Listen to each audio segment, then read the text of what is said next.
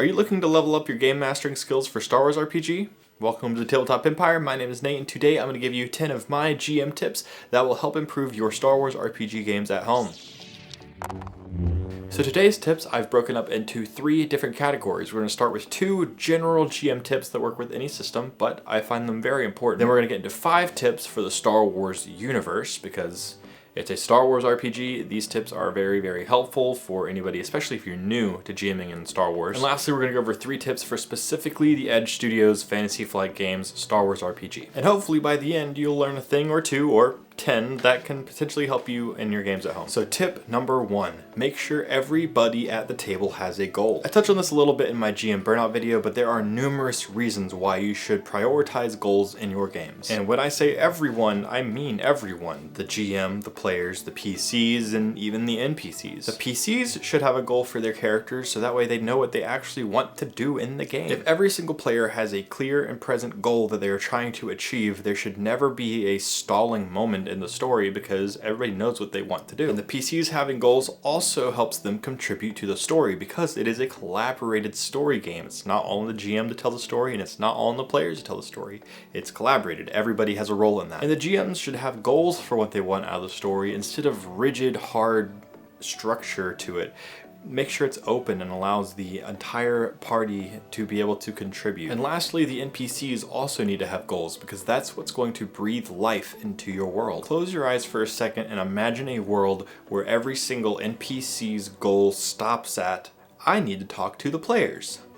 Sounds like a pretty two-dimensional world, right? Now imagine a world where every NPC has their own goals and aspirations, and if the NPCs happen to stumble across them, what does that look like, and how does that affect their goals? How will the NPCs' goals affect that interaction? What about the world after that interaction? This is just some of that secret sauce that can help your worlds feel more real. And general tip number 2 is that when you're interpreting your player character's dice rolls, try not to make them look stupid every time they fail a roll. Some examples of this would maybe be making your PC trip over an easy obstacle while chasing a baddie, or maybe they whiff an easy attack. I mean, yeah, sure, those things can happen, but if all or even most of your PC's rolls are interpreted this way, it's going to hinder their enjoyment because it's going to make their characters feel dumb. An easy way to not do this is to add interference from the world or other characters. Instead of tripping over some easy obstacles while chasing the baddie, maybe the baddie knocked over a bunch of boxes as he's running past them, which slows your character down. Maybe instead of whiffing an easy attack, the enemy just blocks it or moves out of the way. Part of playing a tabletop RPG is the power fantasy aspect of it. Being able to do things that you can't normally do in real life. So with that in mind, don't make your characters feel like they can't even complete the simplest of tasks. Next up are tips for running games in the Star Wars universe. So,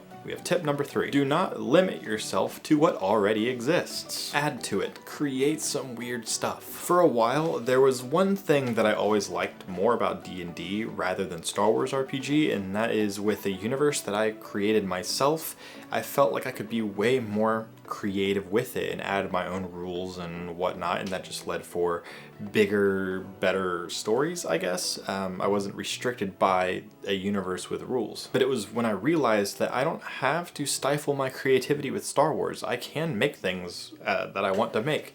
And sure, there are some universal rules that I can't bend or change, but that's not to the extent to where it really limits my creativity or any GM's creativity. So yes, stick to the universe, but if you want to add a planet that doesn't really exist, because you want to have a certain vibe, do it. If you maybe want to add some species that doesn't exist, or an enemy monster that you want your characters to fight, but it doesn't really exist anywhere, feel free to just make it up. And sure, if you want your characters to fight an Acklay, you can make them fight an Acklay. Using the things that your players see in movies and TVs can really help with them feeling immersed into the universe, but you're not limited by it, so create whatever is necessary to tell a cool and interesting story for you and for your players. Tip number 4 is do not feel obligated to jump planets every session or even every arc. I know The Mandalorian does it, but remember that each planet is not just the one town or city or village that you visited. It is a whole planet. You could literally tell a multi-year, multi-campaign story from a single planet if you wanted to. If you and the players want to hit up all the popular planets from the movies, great. but you don't have to. Though I will say Star Wars is known for its galactic variety, so if it were me and I wanted to have a single planet campaign and that campaign moved on to a follow-up campaign in the same story, same characters, I probably would at least move it to a different planet, just, to shake things up a little bit. But again, it's up to each GM's preference and what you guys want to do for your story at home. Tip number 5, some of you guys may not like it all because some of us don't like to read very much, but go get inspired by some books and comics. Not only will you learn more about the universe you're playing in, you'll also get inspiration and ideas for maybe characters or creatures or even story beats or NPCs that you can implement into your own games. Maybe you discover something that you never knew even existed and it's just the perfect thing for your next session. And something you can actually do is you can just rip chapters out of a book and place it into your campaign and take as much or as little as you want from that. But even if you just do a one-for-one take from the book, your player character is going to make decisions that alter it, and it's really just a baseline for maybe a cool encounter or a cool story or a cool session or a cool one-shot, whatever. As somebody who reading books actually was kind of ruined for me a little bit by high school, I've really been enjoying audiobooks, so maybe that's something that you could also check out too. Tip number 6 is cameos. It is a real treat when your PCs get to meet a character from Star Wars that they know and love. And it can even be something that helps them feel in some way connected to the established media that exists. However, take this tip with a grain of salt. You don't want to overdo it. Every session should not get a cameo. Use them strategically and sparingly. I personally will more often bring in some background, more obscure characters from maybe Clone Wars Rebels, such as Hondo or Rex, and use them a lot more frequently than I would somebody like Han Solo or Lando Calrissian. And tip number 7 is don't be afraid to change the timeline. In my opinion, the canon should be malleable from the start of the session. So if you start the game at the end of A New Hope, the players should be able to kill the Emperor if they want to, before he would have died in Return of the Jedi, or the other movies we don't talk about. If you hold too tightly onto the canon, it can feel really restrictive on the players' decisions and what they actually feel like they're able to do. And sure, if they make decisions that don't really change the movie timeline, then that can still be happening at the same time unless the players interfere and do change it. But that's really cool because then you get kind of a what if scenario, and what does that look like? And you can also run what if style campaigns and one-shots where the whole premise of the universe is completely different based on what if this scenario? What if the Empire never came to be? What if the Death Star never blew up? What if Yoda didn't stay on Dagobah for the entire period of the Empire being around? You can also sometimes run sessions or one-shots that move alongside of a movie congruently with the events from the movie. But I wouldn't recommend doing that for an entire campaign. But an example of this is one time I launched a full Jedi campaign right at the end of the Clone Wars, and sessions 2 through 5 took place at the same time as Revenge of the Sith. So there were little nuggets here and there that alluded to, Anakin and Obi-Wan going to rescue the Chancellor, or General Kenobi going to face Grievous, but the players and what they were doing wasn't super affected by all those things up until Order 66 happened. And it was really cool because all the players knew that Order 66 was coming, but they had no idea when I was going to drop it. They just kind of got nuggets of oh, it's getting closer. It's getting closer. And that whole thing was really awesome. But after that 5th session, we moved on into a completely, their own story that was still affected by the universe from Revenge of the Sith and Order 66, just like the real timeline. We're going to do the last 3 tips here, and these are for specifically the Edge Studios or Fantasy Flight Games Star Wars RPG system. Tip number 8 is make using Destiny points an early habit. Despite being an integral part of the game, it's very easy for them to be overlooked or be forgotten about. And I think that there are 2 reasons for this. The first one being is that the players are not used to them. And the second is the players don't really understand how to use them. As the GM, you can use them often and creatively to, 1, remind the players that they're there, but also 2, give them ideas for ways that they can be spent. Let your players try to do some creative stuff that isn't necessarily listed into the book for what you can do with them. If something in the request is way too strong for maybe 1 Destiny point, then you can barter with them and be like, yeah, you can do that for 2, or you can do that for 3. When you stop limiting Destiny points to finding a thing or upgrading roles,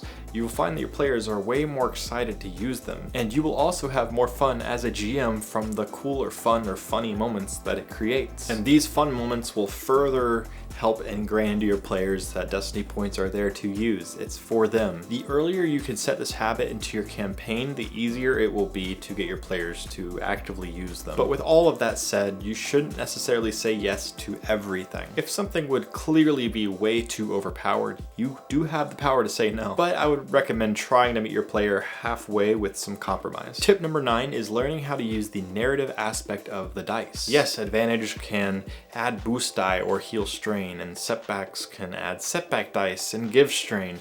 But what does that look like for the story? Maybe a player succeeded at trying to fix a speeder, but they rolled 2 threats. Instead of saying something like, oh, just add a setback dice to your next piloting check on the speeder, you can tell them that they get the speeder up and running. However, one of the pieces of the transmission or something is making a stuttering noise. Later, when the player tries to use the speeder, then you can say add a setback dice or 2 because the gears aren't shifting properly. That is way more interesting than take 2 strain, and even though we still added setback dice, it gave a story narrative aspect to why there are now setback dice. I will note that you don't have to make every single roll super narrative.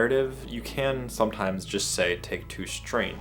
But remember to add some story flair when you can. And encourage your players to be narrative with how they want to use their advantage and their triumphs. If they roll a triumph, let them describe how they maybe killed the stormtrooper or how they scaled the building. If they rolled 2 advantage, let them decide to shoot the stormtrooper in the knee and knock him prone. I used to be a stormtrooper and then I took a blaster to the knee. Sorry, I had to. This can overall be really hard for people who aren't used to narrative dice or even narrative combat, but once learned, your players are going to have a lot of fun with it. With newer players, ask them how they want to use their advantage and their triumph. Encourage them and give them ideas as they make rolls. And honestly, for both narrative dice and destiny points, not knowing what you can do with it or how to use it is a huge freezing point for new players when getting used to the system. So any and all encouragement and ideas that you can give during this learning phase of the game is going to be incredibly helpful. And the last and final tip is to check out mods and attachments for both gear and for ships. If you don't just want to have a stem pack or a regular blaster pistol and some hidden chest, attachments and mods can make really cool items to find instead, and gives your players something to work on when they want to try to attach it to their weapons or their ship or whatever. Another thing is using already kitted weapons or maybe already modded ship attachments for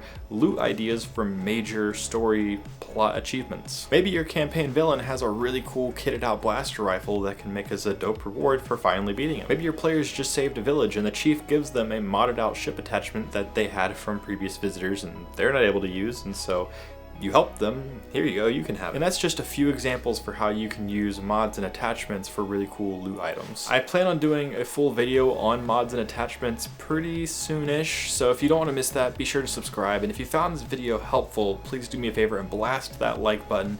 It really lets me know that you want to see more content like this. And if any one of these tips was especially helpful to you, let me know down in the comments below. It would make my day. A huge thanks to our Patreon supporters. You guys are awesome and you help me be able to do what I'm doing now. So thank you so much. And thank you to everybody for watching. I will see you guys in the next video, but until then, and as always, may the Force be with you.